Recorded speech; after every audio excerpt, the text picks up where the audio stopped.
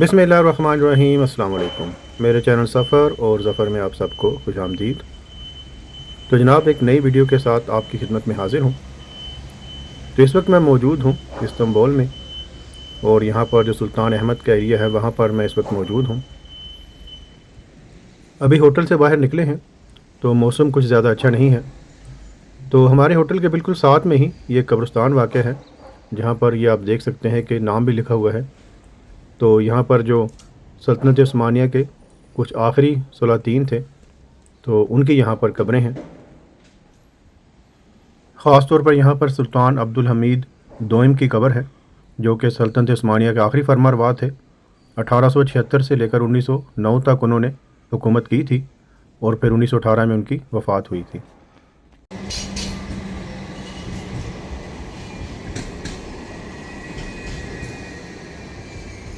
अभी भी हल्की हल्की बारिश हो रही है, तो मैंने सोचा आपको सुल्तान अहमद के एरिया में जो अहम टूरिस्ट अट्रैक्शंस हैं वो दिखा दूं। तो ब्लू मास्क, आया सोफ़िया, और इसके अलावा तोपकपी पैलेस, तो दीगर जो जगह हैं यहाँ पर वाक़ हैं। कुछ तो मैं आपको पिछली वीडियोस में भी दिखा चुका हूँ। ये जिस जगह पर इस वक्त मैं मौजूद हूँ, यहाँ पर रोमन दौर में एक बहुत बड़ा एक स्टेडियम हुआ करता था, जिसे हिप्पोड्रोम कहते थे, हिप्पोड्रोम ऑफ कॉन्स्टेंटिनोपल। तो यहाँ पर इनके जो खेलों के इवेंट्स वगैरह हैं वो होते थे। तो यहाँ पर चारों तरफ जो है, जिस तरह स्टेडियम्स में सीटें वगैरह होती हैं उस तरह की सीटें होती थी। तो ये लंबी सी शक्ल का था, बिल्कुल गोल स्टेडियम नहीं था। अगर आप इसकी पुरानी तस्वीर देखना चाहें तो आप इंटरनेट पर देख सकते हैं। और ख़ास तौर पर यहाँ पर रथों की दौड़ें होती थी। तो रथों की जो दौड़ें हैं आपने अक्सर जो कदीम यूनानी फ़िल्में हैं उनमें देखी होंगी। तो यहाँ पर ये दोनों तरफ रेसिंग ट्रैक थे, और फिर यहाँ पर जो घुड़सवार होते थे रथों के साथ वो रेसें लगाते थे। इसके अलावा भी यहाँ पर दीगर जो इनके खेलों के इवेंट्स जो हैं वो होते थे, क्योंकि रोमन दौर में खेलों को ख़ास अहमियत हासिल थी। तो यहाँ का जो कदीम स्टेडियम था उसके निशानात तो ज़्यादातर मिट चुके हैं, लेकिन कुछ निशानियाँ जो हैं अभी भी बाकी हैं, जिनमें एक मीनार शामिल है। ये साथ में ही आप देख सकते हैं यहाँ का ये इस्तांबुल का म्यूज़ियम है सुल्तान अहमद के एरिया का, काफ़ी ज़्यादा यहाँ पर रश है। और फिर दूसरी जानिब इसके ये आप देख सकते हैं मशहूर ब्लू मास्क है।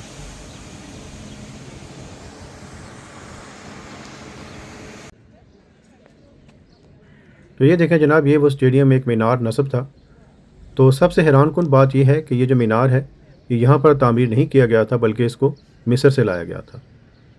तो ये मिस्र के एक कदीम मंदिर में नस्ब था। तकरीबन मेरा ख्याल है कोई 1500 कबले मसीह में इसको बनाया गया था। इसी मीनार से थोड़े फासले पर ये आप एक दूसरा मीनार भी देख सकते हैं। तो ये जो मीनार है ये यहीं पर तामीर किया गया था, रोमन दौर में इसको बनाया गया था। लेकिन मैंने जो पहले आपको मीनार दिखाया था, तो जैसा कि मैंने आपको बताया कि वो मिस्र से लाया गया था। यहाँ के जो रोमन बादशाह थे कंस्टेंटीन दोइम, तो उसने अपनी जो बादशाही की 20वीं सालगिरह थी, तो उसकी तकरीब के मौके पर ये जो मीनार है मिस्र से मंगवा कर यहाँ पर नस्ब किया था।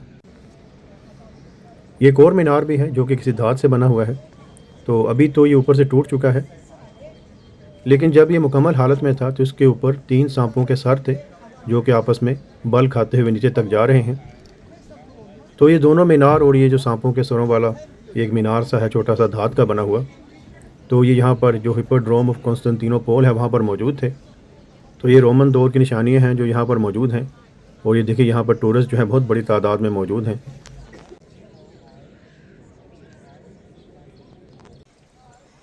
यहीं पर बिल्कुल साथ में ही फिर ब्लू मास्क वाक़या है, जिसे सुल्तान अहमद मास्क भी कहा जाता है। बल्कि ये जो पूरा एरिया है जिसको सुल्तान अहमद कहते हैं, तो ये भी सुल्तान अहमद अव्वल के नाम से ही मंसूब है। तो ये जो मस्जिद है ये 1609 से 1619 के दरमियान में तामीर की गई थी। और ख़ास तौर पर अभी मैं आपको दिखाता हूँ, ये जो इसका व्यू है ये बहुत ही फेमस है। तो अक्सर लोग जो यहाँ पर आते हैं टूरिस्ट, तो वो यहाँ पर तस्वीर खिंचवाते हैं। ये देखिए बहुत ही खूबसूरत व्यू है, मस्जिद के गुंबद और मीनार जो है यहाँ से दिखाई दे रहे हैं।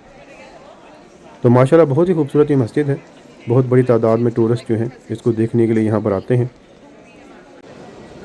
तो ये देखिए जनाब, अंदर से किस कदर खूबसूरती से दीवारों पर, छतों पर काम किया गया है। तो ब्लू मास्क के बारे में, इसकी पूरी तारीख के बारे में मैं एक डिटेल्ड वीडियो बना चुका हूँ। उसका लिंक जो है मैं डिस्क्रिप्शन में दे दूँगा, वहाँ पर जाकर आप देख सकते हैं। ब्लू मास्क को उस्मानी दौर के तर्ज़ तामीर का एक शाहकार समझा जाता है। तो यहाँ पर आप ऊपर देख सकते हैं कि दीवारों पर नीले रंग की टाइलों का काम किया गया है, तो फिर इसी वजह से इसको ब्लू मॉस्क के नाम से जाना जाता है। तो मैं हिप्पोड्रोम वाली साइड से ब्लू मॉस्क में दाखिल हुआ था, यानी कि इसके सहन में दाखिल हुआ था। तो अभी मैं जो आया सोफिया वाली साइड है वहाँ से बाहर निकला हूँ। काफ़ी ये बारौनक जगह है। तो आज तो वैसे थोड़ा मौसम अच्छा नहीं है, लेकिन जब मौसम अच्छा हो तो ये आप देख सकते हैं यहाँ पर बेंच वगैरह पड़े हुए हैं। तो यहाँ पर लोग अपनी फैमिलीज़ के साथ आते हैं, एंजॉय करते हैं। तो एक तरफ ब्लू मॉस्क है और दरमियान में ये काफ़ी बड़ी सी जगह है जहाँ पर फव्वारा भी लगा हुआ है, और फिर बिल्कुल सामने इसके दूसरी तरफ आया सोफिया वाक़या है। तो यहाँ पर अक्सर ठेले लगे होते हैं, ये जो मकई के भुट्टे होते हैं। इसके अलावा इनकी एक यहाँ पर चीज़ होती है शिमिट जिसे कहते हैं, तो वो आप यहाँ से लेकर खा सकते हैं। तो यहाँ पर इसके अलावा छोटे छोटे स्टॉल जो हैं यहाँ पर लगे होते हैं। ये सामने आप देखिए आया सोफिया का व्यू है। आया सोफिया वाली साइड से जब आप ब्लू मॉस्क से बाहर निकलते हैं तो बाएं जानिब थोड़े ही फासले पर यहाँ पर सुल्तान अहमद जो अव्वल है उसका मकबरा है।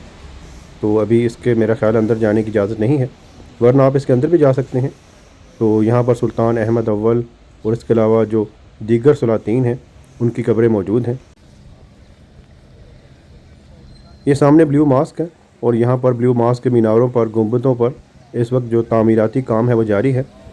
तो मैंने एक वीडियो में जब मैंने यहाँ पर जुमा की नमाज़ अदा की थी तो आपको दिखाया था कि अंदर की तरफ भी स्कैफोल्डिंग वगैरह लगे हुए हैं और तामीराती काम जारी है। तो जैसे ही आप यहाँ से आगे जाते हैं ब्लू मॉस्क के बाएं तरफ थोड़ी फासले पर आगे तोपकपी पैलेस है। तो अभी हम उसी तरफ जा रहे हैं। तो आपने देखा होगा कि ज़्यादातर जो यहाँ के अहम टूरिस्ट अट्रैक्शंस हैं वो सुल्तान अहमद के एरिया में ही मौजूद हैं। तो अगर आप यहाँ पर पास में ही होटल लें तो ये तमाम जगह जो हैं आप पैदल ही देख सकते हैं। इसके अलावा अगर आपने शहर के किसी दूसरे हिस्से में जाना हो तो यहाँ पर ट्राम का स्टेशन मौजूद है। बासानी आप यहाँ से जो तकसीम स्क्वायर है, ये अगर आपने हज़रत अबू अयूब अंसारी रज़ी अल्लाह ताला अन्हु के मज़ार अक़दस पे जाना है तो बासानी आप यहाँ से जा सकते हैं।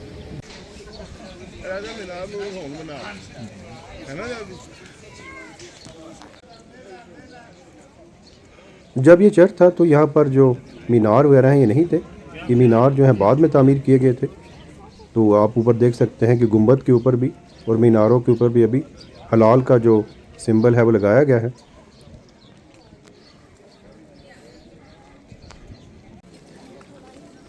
तो आया सोफिया के बिल्कुल साथ में ही सीधा रास्ता जो है तोपकपी पैलेस की तरफ जाता है। यहाँ पर टिकट काउंटर्स हैं जहाँ से टूरिस्ट जो है वो टिकट्स लेते हैं जिन्होंने आया सोफिया को विज़िट करना होता है। तो मुसलमान जो हैं उनके लिए तो ये बड़ी आसानी है कि नमाज के औकात में मस्जिद में आया सोफिया में नमाज़ पढ़ने के लिए आप जा सकते हैं। ये सामने आप देखिए किसी ज़माने में यहाँ पर कहते हैं कि पानी की सबील हुआ करती थी, और बिल्कुल सामने आप देखिए कि ये थोड़े ही फासले पर आगे तोपकपी पैलेस है।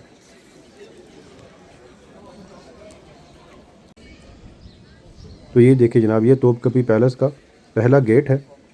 तो तोपकपी पैलेस में आपको जाने के लिए टिकट लेनी पड़ती है, लेकिन ये जो हिस्सा है यानी कि इसका जो पहला सहन है वहाँ पर आप टिकट लिए बगैर भी जा सकते हैं, क्योंकि जो टिकट घर है जहाँ से आपने टिकट लेनी होती है वो आगे थोड़े फासले पर है। ये देखिए साथ में ही यहाँ पर आया सोफिया में काम जारी है, और फिर थोड़े ही फासले पर वो जगह जहाँ से अभी हम आए हैं, यहाँ पर कि ब्लू मॉस्क और वो बड़ा सा अहाता वाक़या था। तो यहाँ पर सिक्योरिटी चेक होता है, तो गेट से गुजर कर फिर आप आगे तोपकपी पैलेस में दाखिल हो जाते हैं।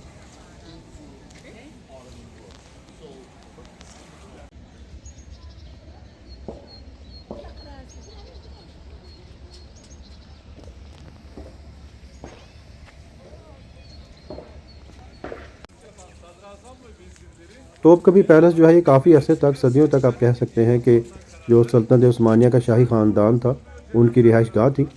काफ़ी बड़ा ये महल है, काफ़ी इसके ज़्यादा हिस्से हैं, शाही हरम है, और फिर एक जगह है जहाँ पर कि नबी पाक सल्लल्लाहु अलैहि वसल्लम, अहले बैत और दीगर जो असहाबाए कराम हैं उनसे मुतल्लिका जो मुक़द्दस चीज़ें हैं वो मौजूद हैं।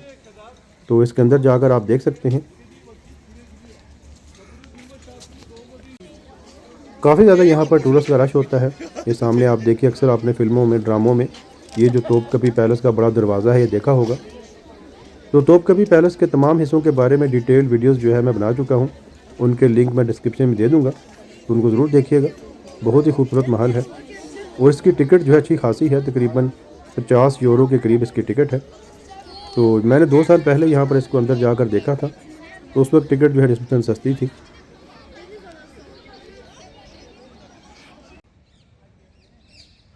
इसी शहर में एक कदीम चर्च है और कहते हैं कि ये जो चर्च है ये आया सोफिया से भी ज़्यादा पुराना है। तो इसको मैंने अंदर जाकर देखा था, इसके बारे में वीडियो भी बनाई थी, उसका लिंक भी मैं डिस्क्रिप्शन में दे दूँगा।